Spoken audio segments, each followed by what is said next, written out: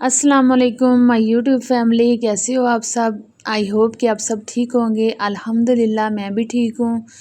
تو سب سے پہلے آپ سب کو میری طرف سے رمضان المبارک کا چاند بہت بہت مبارک ہو۔ اللہ تعالیٰ اس مبارک مہینے کے صدقے آپ کی دلی حاجات پوری کرے، اور جو اس دنیا سے چلے گئے ہیں انہیں جنت الفردوس میں اعلیٰ سے اعلیٰ مقام عطا فرمائے، اور جو اپنے گھروں میں بیمار ہیں اللہ تعالیٰ انہیں شفائے کاملہ عطا فرمائے، آمین ثم آمین۔ تو اسی نیک دعا کے ساتھ شروع کرتے ہیں اپنی آج کی سٹوری۔ تو امید کرتی ہوں کہ آپ کو پسند آئے گی، اور میری آج کی سٹوری ہے نند اور بھابھی پہ، تو انشاءاللہ آپ کو ضرور پسند آئے گی۔ تو شروع کرتے ہیں۔ ایک خوشیوں بھرا گھرانہ تھا جس میں عائشہ اور طلحہ دو بہن بھائی رہتے تھے، اور آج طلحہ کی شادی تھی۔ گھر میں آج خوشی کا ماحول تھا۔ طلحہ کی شادی تھی اور سب مہمان خوش تھے۔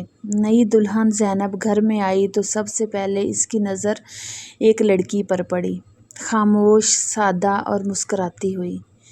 وہ طلحہ کی چھوٹی بہن عائشہ تھی، یعنی زینب کی نند۔ شروع میں زینب اور عائشہ کے درمیان سب ٹھیک تھا۔ عائشہ ہر کام میں بھابھی کی ہیلپ کرتی، کپڑے سیٹ کر کے دیتی، کھانا بناتی، سارے کام بھاگ بھاگ کے کرتی۔ لیکن آہستہ آہستہ محلے کی عورتوں نے زینب کے کان بھرنے شروع کیے۔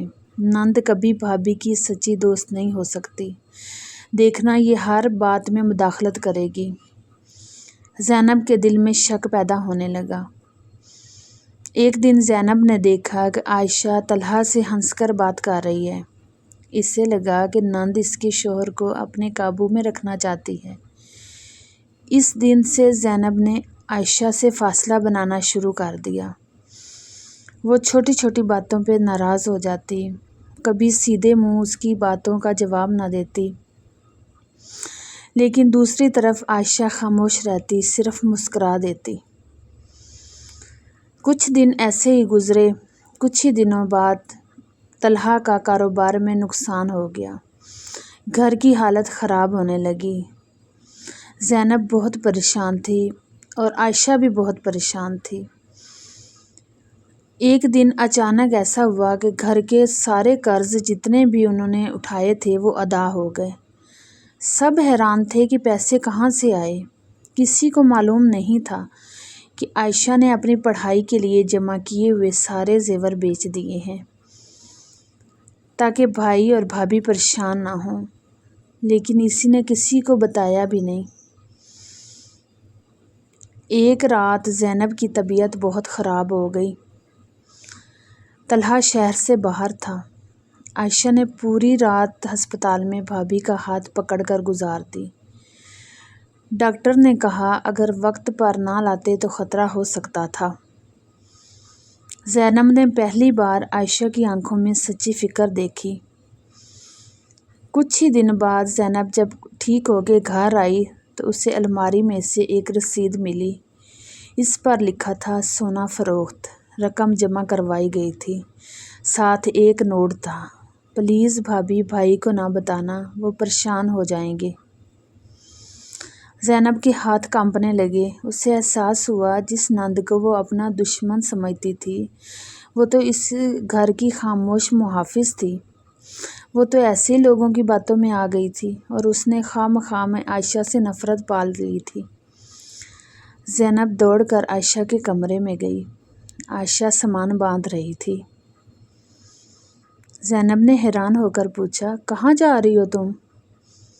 عائشہ دھیمی آواز میں بولی بھابھی میں ہاسٹل جا رہی ہوں، سوچا آپ دونوں اپنی زندگی آرام سے گزار سکیں۔ یہ سن کر زینب رو پڑی۔ اس نے عائشہ کو گلے لگا لیا۔ مجھے معاف کر دو میری بہن، میں نے تمہیں کبھی سمجھا ہی نہیں۔ عائشہ بھی رونے لگی۔ اس دن کے بعد گھر کا ماحول بدل گیا۔ زینب اب ہر جگہ کہتی نند صرف رشتے کا نام نہیں ہوتا، کبھی کبھی وہ بہن سے بھی بڑھ کر ہوتی ہے۔ عائشہ کی عزت گھر میں اور بڑھ گئی۔ تو میرا یہی آخری پیغام ہے سب کے لیے کہ رشتے غلط فہمی سے نہیں، محبت سے چلتے ہیں۔ ہر نند بری نہیں ہوتی اور نہ ہی ہر بھابھی دشمن ہوتی ہے۔ اگر دل صاف ہو تو گھر جنت بن جاتا ہے۔ اللہ تعالیٰ آپ سب کو اپنے گھروں میں سلوک اور اتفاق سے رکھے۔ میری دلی دعا ہے کہ اللہ آپ کو اپنے گھروں میں خوش رکھے، آمین ثم آمین۔ تو ہمیں اس کہانی سے یہی سبق ملتا ہے کہ ہمیں کسی کی باتوں میں آ کے اپنے گھر کا ماحول خراب نہیں کرنا چاہیے۔ ہمیں ہر رشتے کو ایک موقع ضرور دینا چاہیے۔ کیسی لگی آپ سب کو میری آج کی سٹوری؟ اچھی لگی تو پلیز ضرور بتائیے گا۔ اللہ حافظ، جزاک اللہ۔ ملتے ہیں پھر اگلی ویڈیو میں۔